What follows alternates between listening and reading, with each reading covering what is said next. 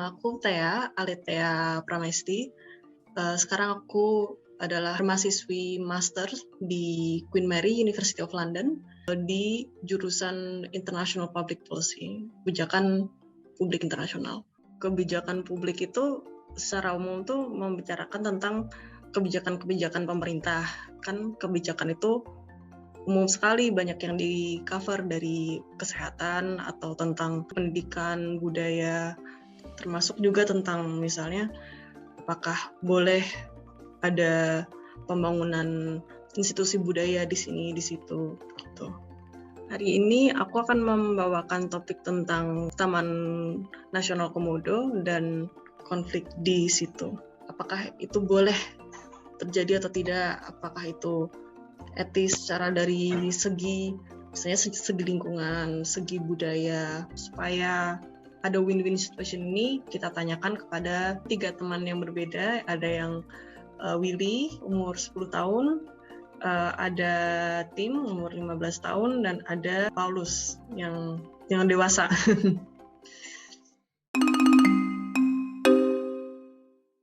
Nama saya Willy dan saya kelas 5, umur 10 tahun. Jadi Willy pernah ke Taman Nasional Komodo nggak di NTT? Nggak pernah. Aku juga nggak pernah, berarti kita sama. Tapi kalau dengar tentang binatang satu ini pernah lah ya, hewan komodo ini? Pernah.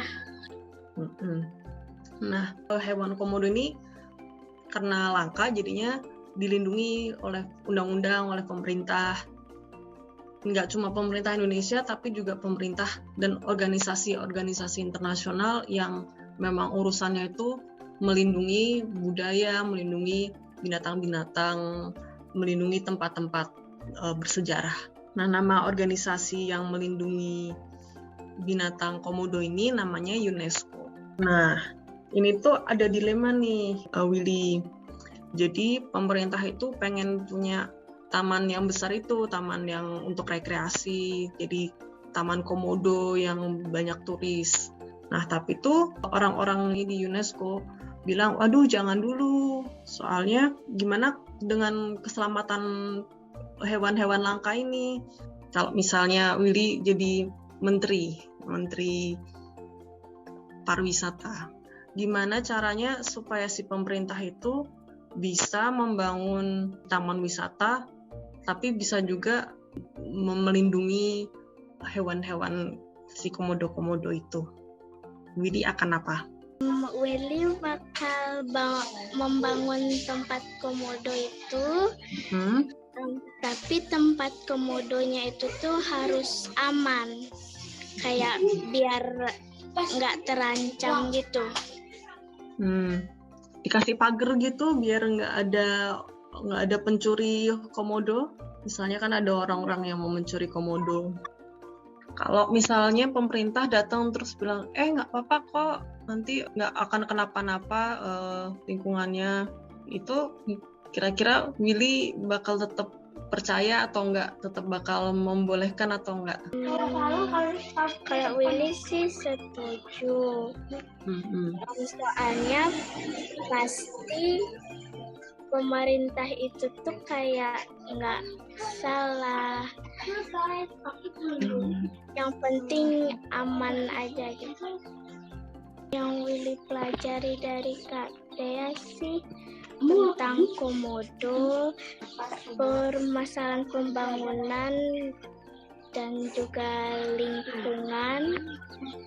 Kayak komodonya itu tuh aman, biar aman untuk semua. Willy benar kalau misalnya pembangunan ada rekreasi ini bagus, karena kan kita juga penasaran komodo itu kayak apa sih, terus kita pengen tahu lebih banyak.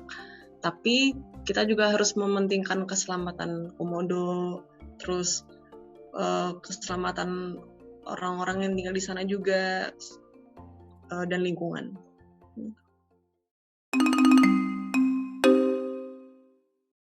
Ya, perkenalkan Kak, salam kenal. Nama saya Timothy Dilan, sekarang umurnya 15 Kak. Thank you. Oke, pertanyaan singkat, udah pernah ke Taman Nasional Komodo belum? Belum pernah. Cuma pernah dengar ya, Jadi ini pemerintah bikin proyek sih di daerah NTT. Rencananya itu bikin taman nasional yang besar supaya lebih banyak turis yang datang, gitu kan.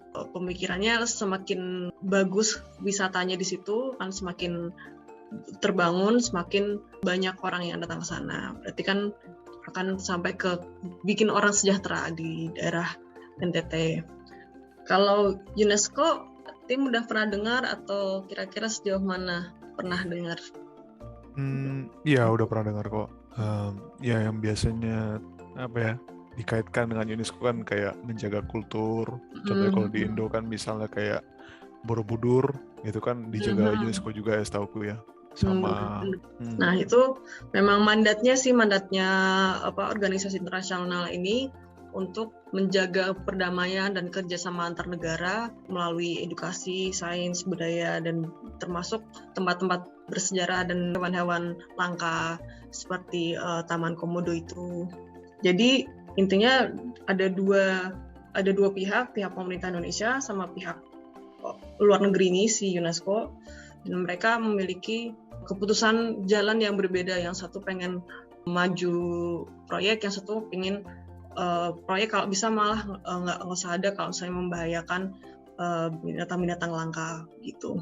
Jadinya ini ya mungkin sekarang nggak jalan-jalan, selalu terhambat karena mereka belum setuju. Nah menurut tim ini yang lebih benar tuh proyek ini terlaksana atau proyek ini diberhentikan karena masalah lingkungan dan teman-teman yang lainnya. Kalau menurut saya sendiri sih ya mungkin juga butuh background knowledge ya, tapi sejauh ini mungkin lebih berpihak pada tim UNESCO, jadi mending di stop aja proyeknya. Karena ya pasti kan ada concern mungkin kalau banyak orang yang mengunjungin Komodo atau tempatnya direnovasi lagi, itu kan takutnya malah Komodo jadi punah atau malah nggak bisa hidup karena takut sama manusia terlalu banyak, kan bisa jadi kayak gitu kan. Dan selain itu juga ya memang penting ya, pertumbuhan ekonomi itu kan memang penting, dan kesejahteraan manusia yang ada di wilayah NTT itu kan juga penting. Tapi kalau aku ngelihatnya dari NTT sendiri belum punya masalah apa-apa gitu. Maksudnya dengan Taman Nasional Komodo pun mereka sudah bisa sejahtera kok gitu, dan sejauh ini ekonominya masih oke. Memang bisa di-boost lagi, tapi kalau itu akan menyebabkan trade-off, malah jadinya komodonya akan bisa dibilang extinct, atau malah masyarakatnya nanti nggak sejahtera, ya mending nggak usah gitu. Bener banget, itu bagus banget. Itu memang keadaannya seperti itu sih secara garis besar. Dua-duanya memang punya kepentingan yang solid, yang memang bagus, tapi ya memang intinya harus ada jalan tengah sih. Kalau dari yang aku pelajari kan di kebijakan, gimana caranya ada banyak kepentingan, tapi pada akhirnya harus setuju akan satu solusi, terus dibuatlah peraturan itu. Yang aku pelajari, komunikasi adalah kuncinya. Jadi mereka harus saling berkomunikasi, saling jujur, saling open. Misalnya si UNESCO bilang, aku nggak ada against apa-apa kok dari program kalian, cuma tolong dong ini kekhawatiran yang aku punya ini tolong diperhatikan. Nah, misalnya pemerintah bilang oke, aku rasa konfliknya akan selesai gitu. Ya dari katanya dapat ternyata yang pertama ternyata ada kasus seperti ini di Indonesia. Ternyata Indonesia sedang ada rencana untuk membangun Jurassic Park ya, yang untuk nge-replace Taman Nasional Komodo. Tapi ya ada beberapa concern, semisal dari sisi komodonya gimana, kan dari sisi UNESCO kan ada concern untuk program-program itu. Tapi ya aku pikir untuk tadi Kaitanya juga udah ngomong, di jalan tengahnya mungkin pemerintah bisa berkonsultasi atau berdiskusi lebih lanjut dengan pihak-pihak lain, mungkin dengan pihak UNESCO juga atau pihak-pihak expert, agar bisa menemukan solusi yang tepat gitu. Jadi tetap mematuhi peraturan, mungkin ada peraturan internasional tentang animal protection, mungkin ada peraturan itu. Jadi mereka tetap matuhin itu dan juga tetap meningkatkan ekonomi dan kesejahteraan Indonesia gitu. Ya. Jadi untuk hari ini kita mungkin akan membahas sedikit tentang polemik seputar pembangunan Taman Nasional Komodo. Jadi kalau tesis yang aku kerjakan itu tentang lebih dari apakah itu etis atau apakah itu moral ketika aktor lain dari kultur lain itu mengomentari, memberikan opini tentang kultur yang tidak dia ketahui, kultur yang di luar mereka. Ada beberapa teori yang bilang, oh itu tidak valid kalau misalnya orang Amerika mengomentari tentang kultur Indonesia misalnya. Dalam konteks ini ya misalnya UNESCO tidak memiliki semacam insight atau pengalaman yang misalnya penduduk NTT sendiri alami atau konsiderasi yang diambil oleh pemerintah Indonesia dan mengapa pemerintah Indonesia sampai kepada keputusan itu untuk membangun proyek Taman Nasional ini gitu. UNESCO itu berhak lah sih, soalnya secara yuridikasi kan, secara yuridis yang berkuasa penuh sebenarnya Indonesia gitu, karena itu kan di wilayah kedaulatan Indonesia, mau bangun apa juga Indonesia suka-suka Indonesia gitu kan. Cuman kan Indonesia juga mengambil benefit dari status yang ditetapkan oleh UNESCO pada Taman Nasional, pada Pulau Komodo sebagai warisan dunia, World Heritage. Kalau World Heritage itu kan istilahnya kan gengsi naik gitu kan, itu cukup menjadi bargaining powernya UNESCO untuk ikut campur dalam ide pembangunan Taman Nasional Komodo itu sih pertanyaanku. Kalau menurut teori yang aku baca yang tentang relasi antar kultural antar aktor dan melihat dari bagaimana UN biasanya berinteraksi dengan negara-negara, biasanya pihak PBB itu cuma bisa memberikan saran, memberikan sugesti, mempush sekuat mungkin. Tapi pada akhirnya keputusan itu akan selalu ada di tangan pemerintah setempat karena state masih memegang otonomi kan untuk memutuskan gitu. Kalau misalnya pihak internal berarti melibatkan pendapat dari masyarakat setempat itu boleh nggak sih? Maksudnya gini, apa pendapat masyarakat setempat akan hal ini gitu? Karena biasanya kan yang ada dua kubu dari masyarakat setempat itu yang akan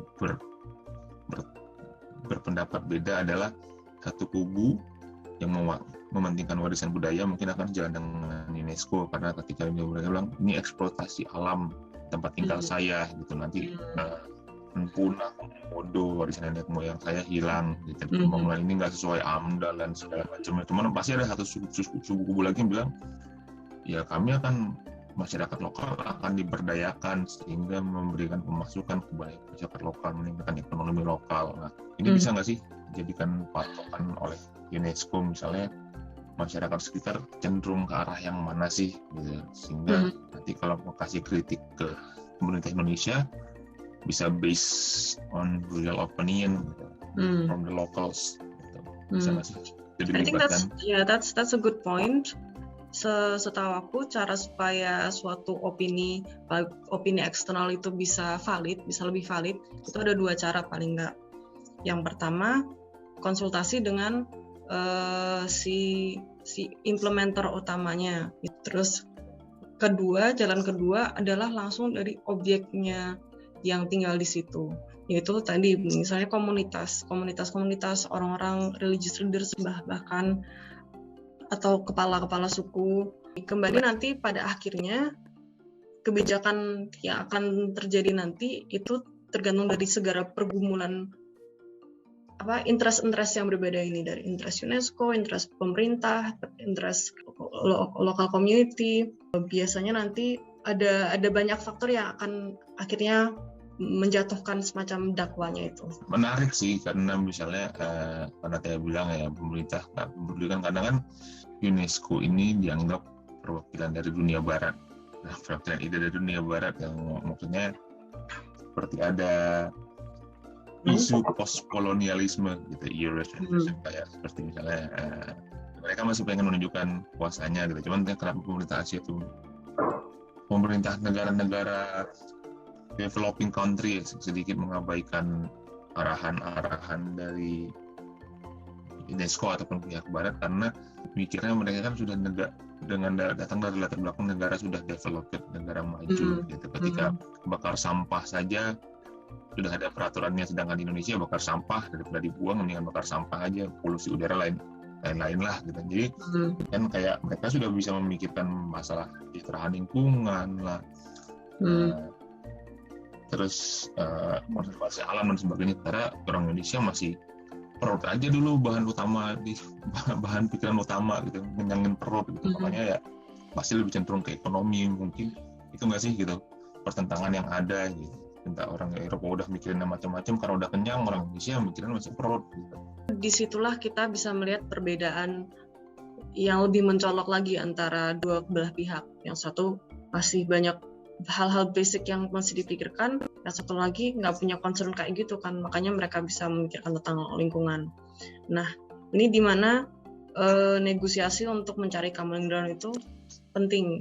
Pentingnya ada kayak semacam win-win situation, dan itu akan terjadi selama komunikasi antar dua belah pihak itu selalu terjadi, supaya tidak ada kesalahpahaman atau ada interest yang kurang dijunjung begitu.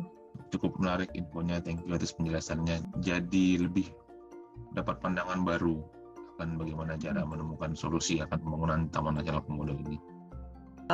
Jadi kita tadi membahas konflik of interest antara dua belah pihak yang ingin proyeknya maju, ada yang pihak yang ingin proyeknya di stop. Nah, itu gimana mencari jalan tengah. Dan itu kita diskusikan tentang jalan tengah ini, kita tanyakan kepada 3 orang pembicara yang berbeda. Itu merepresentasikan tingkat pemahaman permasalahan konflik politik antar aktor ini dari level pemahaman yang berbeda.